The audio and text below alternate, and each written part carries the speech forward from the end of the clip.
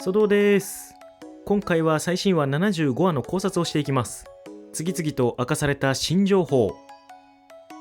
最新話ネタバレ含みますのでご注意ください。前回の74話ではアマドが木の葉へ帰還し新たな証言をするところで終了していました。まずはエイダの謎を木の葉へ開示されます。まずは魅了とは、読者はすでに知っていますが肉親や大筒木には無効であること。次に左目の千里眼、世界の場面を覗き見れる、その上過去も閲覧可能。ここで読者に明かされたのは、過去を遡れるのは16年前までとアマドが言いました。そしてデイモン、反射の能力について、デイモンに危害を加える行動は反射される。手のひらが他者に触れていることが必要。それに加えて触れられている他者も反射の効果を得る。殺意すらも反射し、殴るイメージをして殺意飛ばしたカワキは反射を受け実験している。ナルトが読者の代弁をしてくれます。一体こんな能力どうやって作り上げたんだ。この能力を作るのは神、作り上げたのではなく、やったのはあくまで移植しただけ。ここで待ちに待った新たな大筒木が出ました。いろいろとここで合点してきましたね。大筒木芝居、かつて実在した神カーマによる転生を繰り返し、いくつもの身を食らい進化し神となった。すでにこの世にはいない。あるのは遺体だけ。芝居の遺体の DNA から採取。芝居の能力を継承したのがコード、エイダ、レイモン、一式の能力までも。カーマという不死の秘術も芝居という神の力、忍術戦術でもなく神術と称される。しかし神ともある芝居がなぜ遺体となったのかについては真相は明らかにされていません。進化し続けた結果、肉体を必要としない高次元の存在を昇華し、意図的に肉体を捨てたという仮説。大続きの力には希望がある。不可能を可能にする希望がある。このセリフは今後カワキに大きな影響を与えているセリフであるのは間違いない。ここでその希望とは、例えば娘を生き返らせることもできるといきなり言い出します。結論、娘はデルタで確定しました。名はサンズ・アケビで難病を患っていました。治療法も特効薬もない死に至る病だ。アマドはクローンによる肉体の一新計画を考える。アケビの脳や記憶を保存し、アケビと同じ声、同じ姿、同じ記憶を持つクローンができた。しかし全くの別人であった。人間の意識とは記憶でできていない。意識そのものの復元が必要。そこでアマドはクローンよりも先のもの、ここより先は神の領域であることを悟った。何の偶然かは分かりませんが、その場に次元が登場してきました。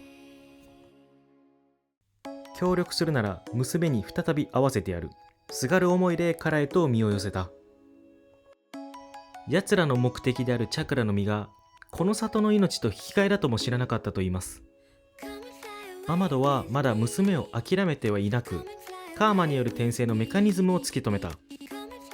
神の力、真術、カーマによってのみできる。ここであっさりとカワキのカーマについて話します。カワキのカーマにはアケビのデータを追加しており、クローンにはカーマを刻むだけでいいと言います。それでアケビは復活できるらしいです。この辺後で話まとめますね。鹿丸は娘が実在していたかどうかエイダの千里眼で確認するようにお願いをします。ナルトもつい、鹿丸お前いくらなんでもそれはやりすぎじゃねえかと言います。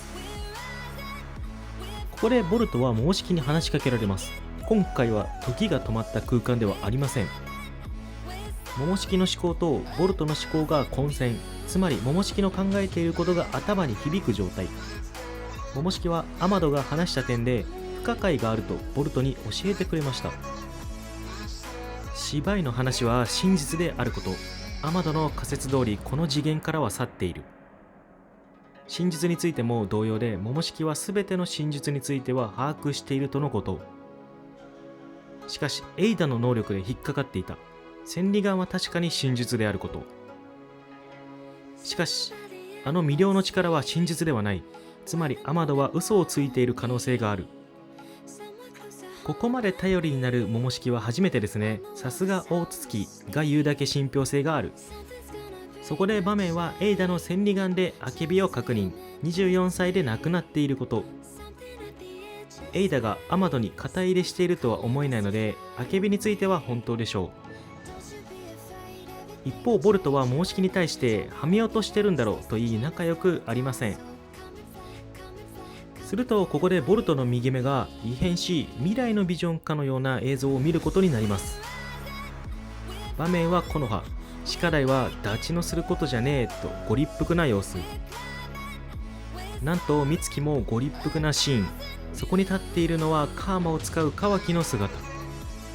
未来の映像を右目で見たボルト、何が待っているのか。ここで75話終了です。ついに待ちに待った新たな大月情報解禁。神の力、真実も判明しましたよね。この芝居はおそらく本家と称していた大月に該当する存在でありそう。アニ寄りで登場していた遺跡の銅像も芝居でありそうな見た目であるのは確かです。由来もシバというインド神話から来ている。そのシバと芝居は大きく酷似している。この件に関しては専用の一本動画を作ったら面白そうなので、次回動画出します。今回の考察ポイントはアマドの真実です。娘を助けたい、蘇らせるというのは本当でしょう。ただカワキのカーマにアケビのデータを入れた。デルタにカーマをつけることでアケビ復活。言い方的にもカーマをつけることで人格データを取り込めるので、クローンに人格をつけれる。果たしてそれで娘がちゃんと復活したとアマドは断定するのでしょうかね。娘のために一式を消し、空っぽのカーマを手に入れ、そこに娘のデータを入れた。カワキが誰かにカーマをつけるということは、カワキが死んだ時に転生できる器とも言える。その器はデルタになるわけですが、カワキが死んだ時デルタはカワキになるということ。そのリスクを関係なしに話しているということは、カワキのカーマの意図はアケビにあるのだろうか。しかも最初からデルタにカーマをつければいい話。カーマの適合が体になければ破裂する。最初からつけようが誰かにつけられようが、適正の体があるかどうかで順序は関係ないはず。結論、娘の話は本当だとしても、カワキでアケビを復活させるのは嘘であると考えます。モモシキは真実で魅了は見たことがないと、不可解であるとアマトに対して発言しています。芝居の話は事実であることから真実を得ることでアケビを復活させようとしている。そのために魅了を使い真実を手にすること。魅了とは無限つくよみに似ています。魅了を使い真珠を形成し、チャクラの実を作りカワキに食べさせようとしている可能性も。カワキのカーマのデータに芝居を取り入れており、この次元に呼び込もうとしているのも面白そう。芝居の遺体を所持していることからもある。大月って死ぬと塵になるのでは。まだ確実に魂はモモシキのように存在している可能性は非常に高いですよね。そしてやっぱりボルトは未来を見ることができていましたよね。通り部のビジョンかて。エイダの千里眼とやはり対比になっている。ボルトは未来を見ることができる。ただ戦闘中に未来を見れたとしたらさすがにチートなので、そこはどうなのか。でも上眼も間違いなく真実でありそうですよね。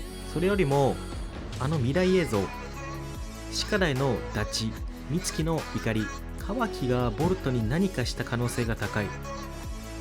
またボルトを殺そうとしたとなりますが、このシーンに何の意味があったんでしょうか。ボルトの絶望シーンが徐々に見えてきており、上眼のカウントダウンということでしょうか。シーンが重要ではなく、ボルトの異変、特に右目が動き出したといったところか。しかもボルトモモシキのあの感じとてもいい。ナルトとクラマのような感じがあった。ボルトは大月を飼っているって考えるだけでますます成長が気になりますよね。俺のこと忘れんなよ。ご視聴ありがとうございました。次回もよろしくお願いします。チャンネル登録、みんなの感想、コメント、考察コメントぜひお待ちしております。